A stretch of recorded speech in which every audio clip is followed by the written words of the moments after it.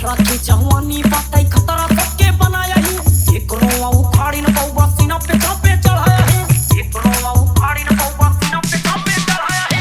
अठारह की जवानी बातें खतरा सबके बनाया है। एक रोवा उखाड़ी न बहुआ सीना पे चापे चढ़ाया है। तू राजनीति की बात करा था, राजनीति बाजे बामे, राजनीति बाजे बामे। अरे कोर्ट कचहरी बाग में देखा पहले चापा भेजा में, चापा भेजा में। अरे चिट्टा मन का लेवका बुलाया जिगरे दम बता ले जामे,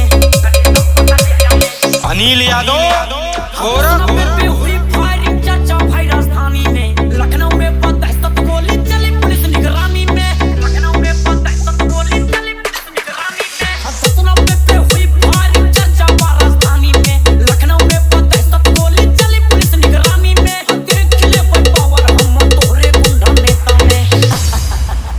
अरे कोर्ट कचहरी बाग में देखा पहले चापा भेजा में, चापा भेजा में। अरे चिट्टा मन का लेवका बुलाया जिगरे दम बता ले जामे,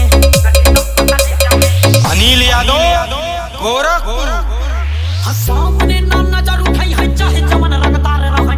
पीठ पीछे करे बुराई सामने जय राम कहै, सामने जय राम कहै, सामने ना नजर उठाई है चाहे जमन रंगदार रहै।